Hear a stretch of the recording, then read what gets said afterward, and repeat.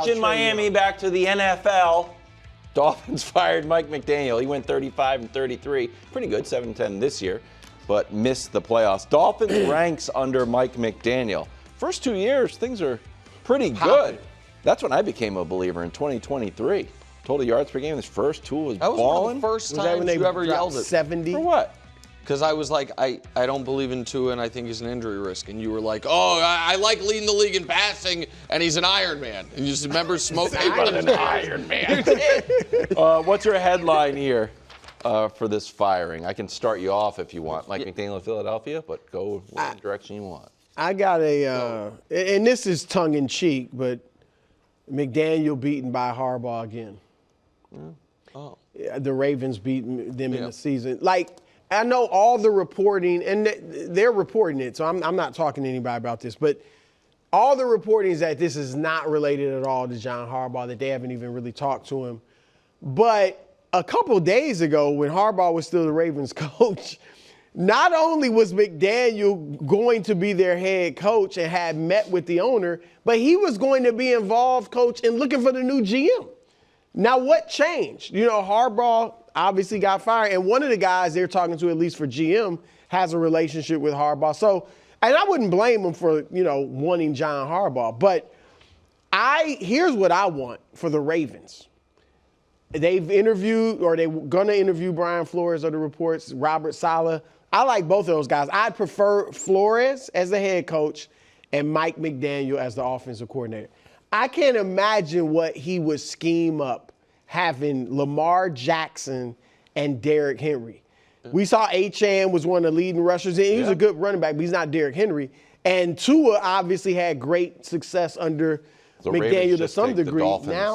Both Dolphins coaches. Yeah, that's the thing. Now, if it was Salah and McDaniel worked together in San Francisco. If it was Salah and McDaniel, I'd be fine with that too. But McDaniel as an OC with Lamar, I think would be hot. Yeah, I don't know if this is purely Harbaugh related or not, but it is hard to go and get a GM if you have a head coach in place, because which GM is going to want to come knowing that you've got to keep the head coach, so you don't even get to make the most important decision that you're going to make as a GM. So I think that becomes challenging. So maybe Steve Ross took a look at that or talked to his consultants and said, hey, we need to clean this up. It could be Harbaugh related. In terms of Mike McDaniel, we talk about Salah potentially being a head coaching candidate. Salah went 20-36 with the Jets, okay? Mike McDaniel had a winning record at the Dolphins. Mike McDaniel took the Dolphins to the playoffs 2 years in a row, which is the first time that happened in 20 years. When he got there, Tua was considered a bust. The next 2 years, Tua had great seasons, and then granted, his production came down, but he went from being an absolute bust that people thought, that maybe they need to move on from him, to suddenly becoming, I don't know if he finished top 7 in the MVP voting like your guy, but he was probably did. He was definitely in the mix. Yeah. So, and I also think Mike has a contract through 2028, so he could easily either take some time off if he wanted to do that. If he wants to go be an offensive coordinator somewhere, great. But you see, after a year of people decompressing, suddenly Salah, who is in the same division as Mike McDaniel and got beat by him a bunch, he's now a head coaching candidate. And Mike, who has a winning record and did something that hadn't been done at Dolphins, he'll be in the mix again soon too. I think he could. I think he theoretically could be in the mix this cycle. Yeah, possibly. Listen. I think he is a brilliant offensive mind. That doesn't necessarily make you a great head coach, but I want to ask you about that in a second. I think that probably the offensive systems are too different.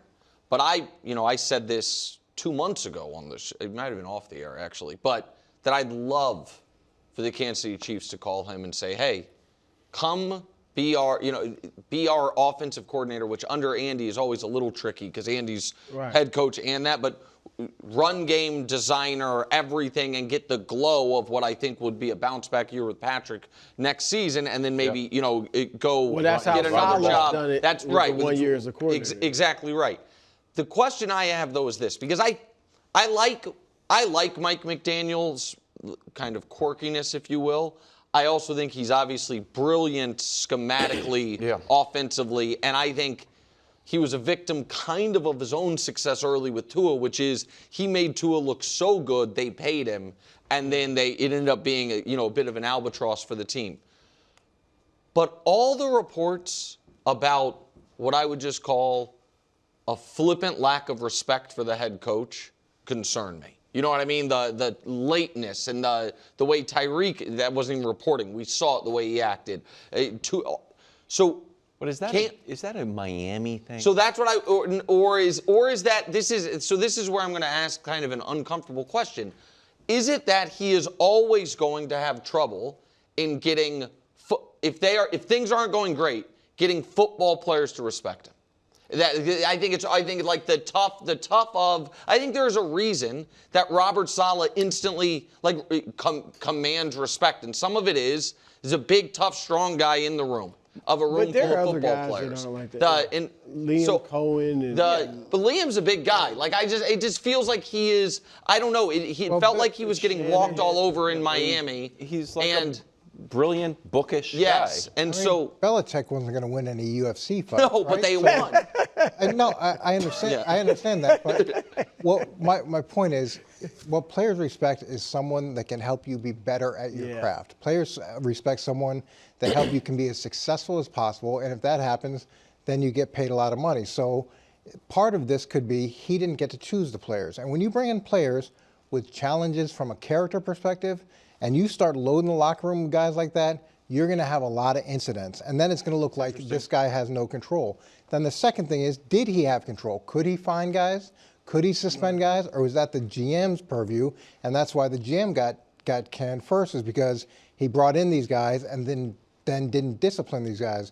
So there's a function of how much power do you really have to enforce the things you believe in.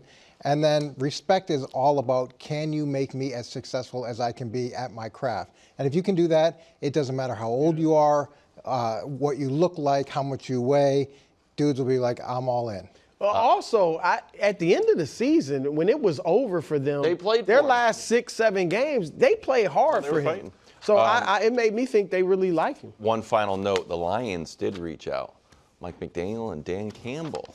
I think that would be perfect. Oh, that'd be smart. I think that would be perfect. That'd be smart. Ooh, Jahmyr Gibbs and that would be unbelievable. I think that would be great. My goal in life is to retire as the owner that won the most Super Bowls. That's my goal. To be retired in the NFL as the owner that won the most Super Bowls.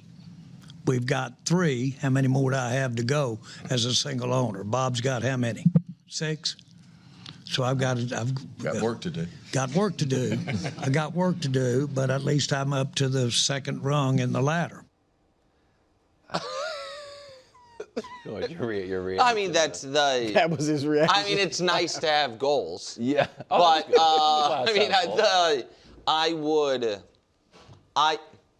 if I were a Cowboy fan, that would irritate me. Yeah. Because it would feel flippant about the fact that we have not been a game away from being a game away in 30 years. Yeah. And if I were a Cowboys fan and I heard, I will feel like I have failed despite my 3 Super Bowls. I will feel like I failed as owner of the Cowboys if I only get 3. Yeah, I said that awkwardly. Like you know what I mean? If I don't win another one, like that, it has been too with that. But instead, he says something that is close to a literal impossibility. Right. In order for that to become reality, it would mean the Cowboys are about to rip off the greatest run in NFL history. 4 Super Bowls in the next 8 years, you know what I mean, or whatever it would be, is what we're talking about here. So I mean, I think it's ludicrous. Is my real reaction to it. Yeah, and then for Mr. Kraft, the 6 that he has, and then there's 3 losses, right? He had 1 with 2 with Bill and 1 with Big Bill. Yep. So there's 9. Never heard him called that. I Bill like Parcells. that. Bill Parcells, Big Bill. I like that. Yeah, when they were together, it was always Bill and Big Bill and Little Bill. Yeah. So there's 9 of those, and he hasn't been. We just talked about it, 30 years. So to me, if you have a goal, which I think is great, and it hasn't worked out in 30 years, you would think at different points you'd say, okay, let me try something radically different here. And you know, I guess when you've been as successful as he's been in other areas, you just assume that success is going to translate to all areas, but it hasn't. So at some point, to realistically achieve this, you might have to take a step back and say, we need to try something different.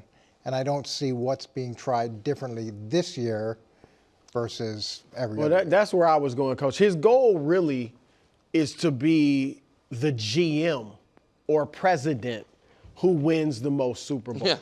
Because if his goal was to be just the owner that wins the most Super Bowls, he would hire or let his son or hire some football people and get away. You're still the owner, but just let it go, right? And the Hunts, how much football stuff are they doing with the Chiefs? I don't think you know, any. Kraft, how much, you know, so like let it go. But he, just like he stated, my goal, it was all about him, not the fans, not the team. That's the problem. Look, they all over those 30 years where they've been the only NFC team not to reach the conference championship game. You've had different quarterbacks, different skill position players, different coaches, different everything. The one constant has been Jerry Jones. And I've been saying it, I think he's just created a culture where they're more of an entertainment entity. They're more of, you know, this dramatic soap opera than they are a football franchise. And so, I mean, that's only a little more realistic than me saying my goal in life is to win an Oscar. You know, I mean, like it's wow, you're selling yourself short. That is on the board. That is on the board. I'm just saying, real like You got a chance. On the board, bro. maybe I got more of a chance than him. But can I just show one of my favorite graphics? Yes, I love this graphic as well. So gold medals mean you won the Super Bowl. Silver medals mean you lost the Super Bowl. Bronze medals mean you lost the conference championship game. This is 30 years, guys. The Cowboys are the only team in the conference without a medal.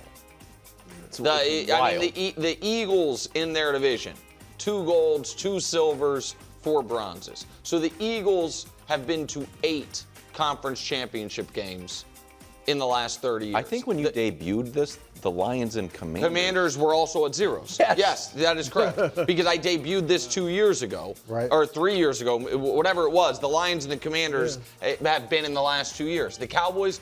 So while the Cowboys have had, it's also a bummer graphic in a weird way for the Niners, who in the last 30 years have been to 3 Super Bowls, been to 5 other conference championship games, and haven't won one.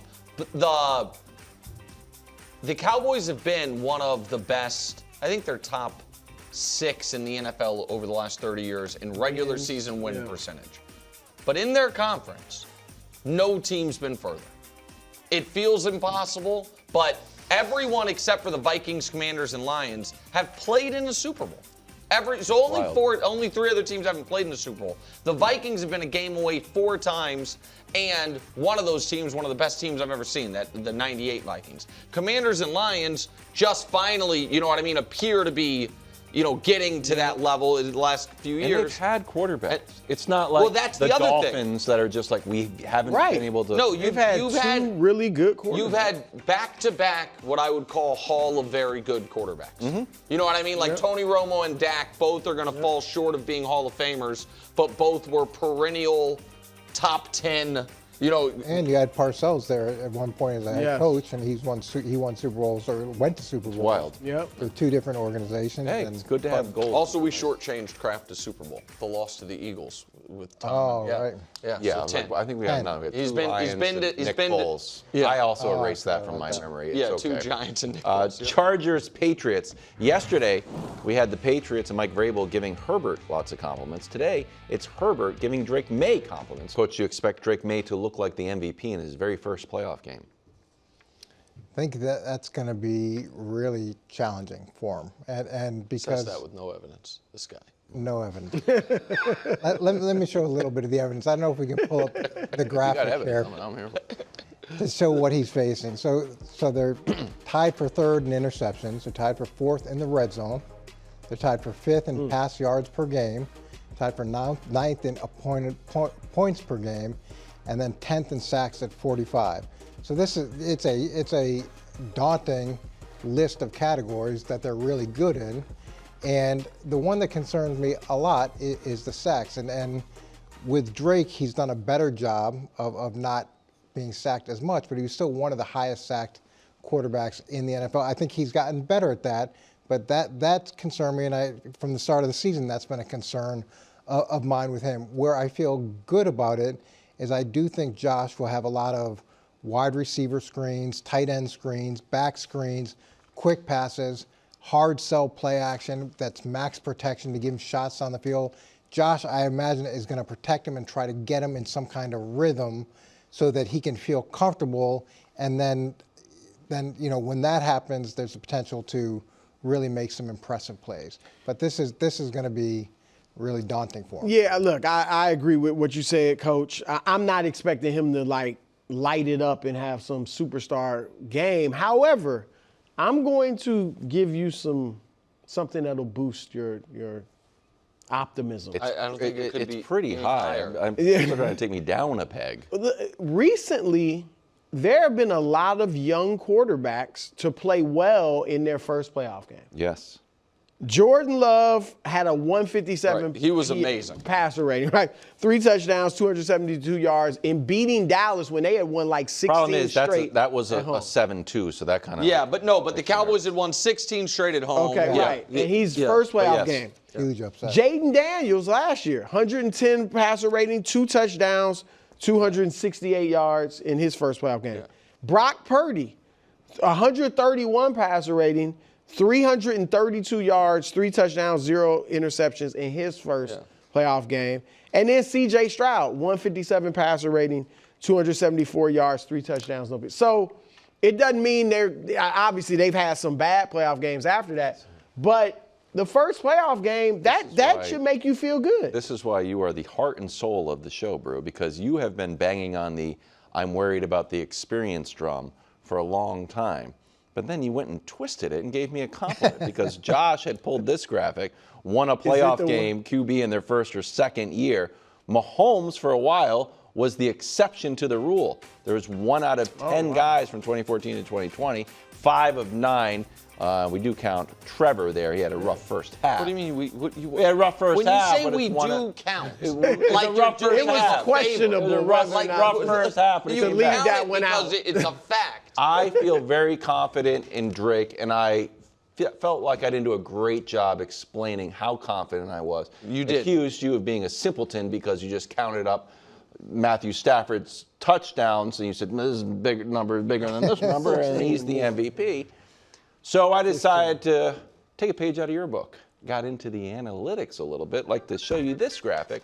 This is Drake Maye's. You can go full with that if you want. If any of us, I wish This Danny, is his Danny total- watched Is that this. That's his This is ultrasound Drake from when he was Maye's born. Right. total EPA on one axis and CPOE. So tell me what. But I'm sorry, KW. I'm not an Yeah, analyst completion percentage over guy. expected. And what's EPA stand for? Expected points added. And so what? Nice. What do See? those mean? Good job. Well, exactly. What do they mean? It's all relative to all the other quarterbacks, and then this is it's adjusted for location and depth of target. Oh, that's Yeah. good. A lot of times they don't adjust for depth of Yeah, they target. leave This that one out a lot. is adjusted. Highest single season mark at 10.8%, full 2% better than the second highest, Aaron Rodgers in 2011. So I think this will put any discussion about Drake Maye's success in the playoffs or MVP really to bed. Mic drop. You're welcome. Did you love that? I'm not. I'm more of a feel guy. You're more the numbers guy. Obviously, and in analytics. charts. I just wish you.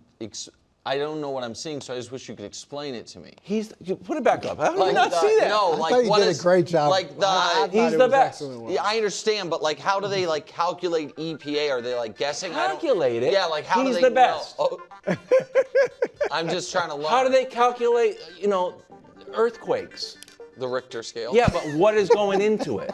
You'd have to ask a. Yeah, but all I know is if it's the biggest, I don't stop down and be like, well, is it? Show me the calculation. And if it's a little tremor, like on the bottom left, and stuff's just falling, chandelier's shaking. You're okay. Can I? But if it's the best, Yeah. Can I tell you something? holy cow, he's number one. Impressive, Can I? Wow. Because Way I know up we have to there. move on.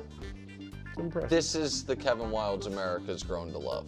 This is The kind of 2009. dumb and funny one. That- Not EPA times CPOE since So 09, dude. not- Since 09. Not single season. Since 09. Well, it is single Really good. seasons, but it's Yeah, but all All the of the seasons. It's not just Matthew Stafford. There's so many quarterbacks on that thing. Brady's in and there, depth of Mahomes target. in Don't go there, in. yeah. Is this depth of target? A lot of them will sell you ones without depth of target. I told you. Boom! I'm back. Nice. I'm back in a major good way. job. You are. You are. Bills at Jags. Sunday at 1. The Prince versus the guy who can go Superman mode. Brew will ask you this one. Do the Bills need to unleash Josh Allen to win this game on Sunday? If I'm the Bills, I go into this game with a conservative game plan early on. I'm throwing to the tight ends. I'm running James Cook a lot. And I'm seeing, can we get control of the game that way?